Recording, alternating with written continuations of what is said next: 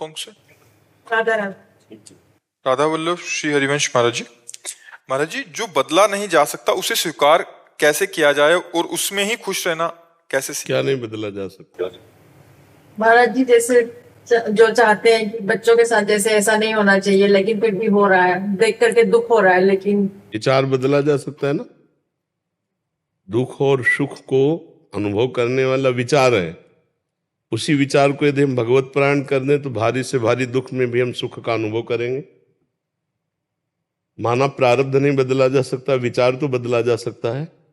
क्यों? और सुख और दुख विचार में है। दुख नहीं बदला जा सकता प्रारब्ध भोग का, लेकिन विचार तो बदला जा सकता है। अगर विचार हमारा भगवान में है तो फिर हमें दुख कैसे हो सकता है? आनंद समुद्र भगवान है।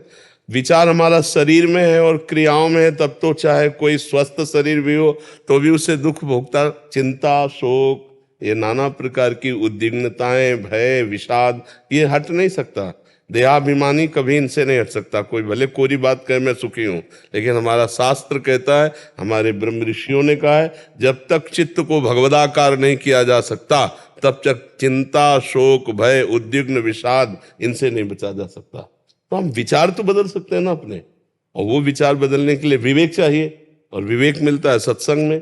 बिन सत्संग विवेक न हुई, तो सत्संग मिला, विवेक हमारा जागृत हो रहा है, नाम जप करें तो हम सब कुछ बदल सकते हैं। हमारा मनुष्य जीवन कोई पशु जीवन है। परिस्थितियां आती हैं, परिस्थितियों को हम सुख भाव में परिवर्तित कर सकते हैं। अगर हम भगवान से न जुड़े हों तो अभी दुख ही दुख है, हमें पाई वर्ष दुख नहीं है, पाई भर दुख नहीं है, एकदम मस्त एकदम। क्योंकि हमारे प्रीतम, हमारे प्यारे प्राणनाथ प्रभु, उनका स्मरण, उनसे चित्त का जुड़ना, तो ये नाशवान शरीर का जो दुख सुख मान अपमान है ये व्याप्ता नहीं है। अगर चित्त भगवान में नहीं है तो लाख उपाय कर लो, लाख रुपया जमा कर लो, लाखों उन्नति की सब डिग्रियां ले लो, कुछ शांति नहीं मिलने वाली। गोस्वामी जी सरल भाषा में कह रहे, तब लगे कुशल न जीव कहूं, सपने हूं मन विश्राम, जब लगी भजत न राम कहूं, शोक धाम तज काम।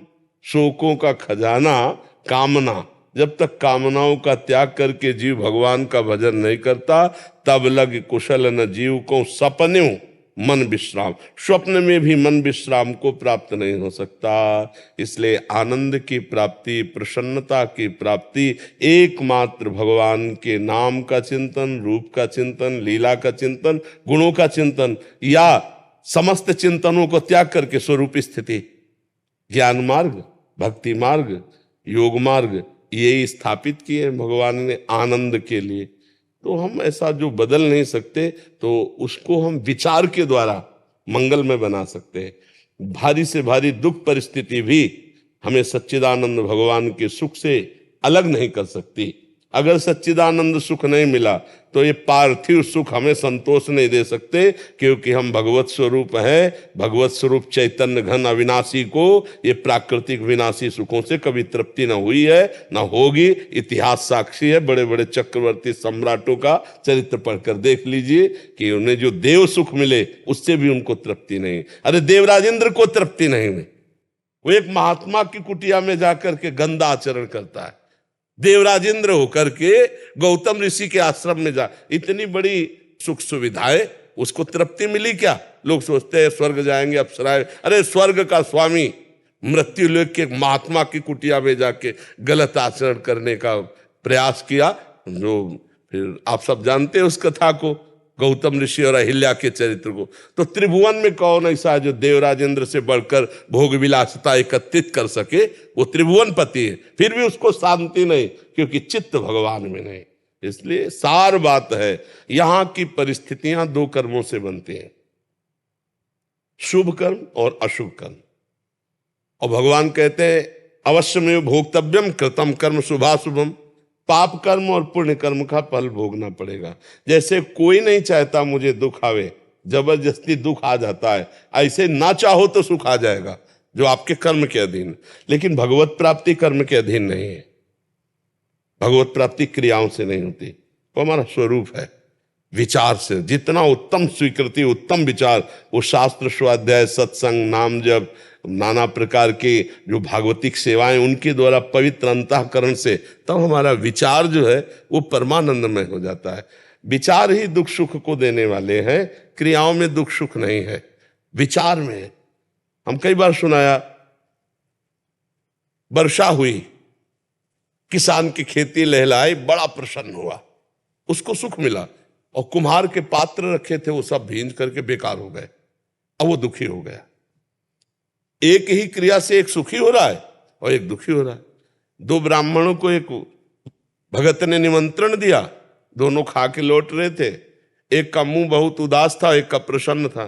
पूछा, भाई आप उदास क्यों है और आप प्रसन्न क्यों है? बोले, आज तो भोजन का भी जुगाड़ नहीं था, भगवान ने भोजन भी करा दिया और 11 रुपया दक्षिणा भी दी जजमान ने, इसलिए हम खुश हैं। बोले, तुम नाराज क्यों हो? बोले, जजमान को देखकर मन में संकल्प बना था 51 तो देगा ही, लेकिन उसने 11 दिया तो हमारा 40 का घाटा हो गया। अब उसमें बताओ, विचार दुख है या क्रिया दुख है?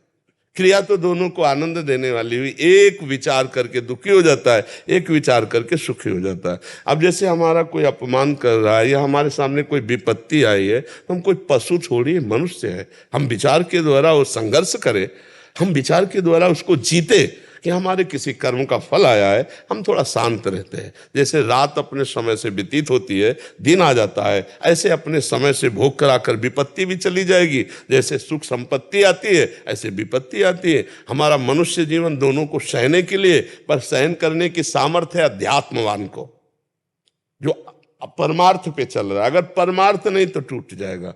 देखो, लोग डिप्रेशन में मर रहे, डिप्रेशन में सड़ रहे, क्यों? विचारहीन, विचारहीनता बढ़ती चली जा रही, नकारात्मक सोच, बस भय, चिंता, शोक।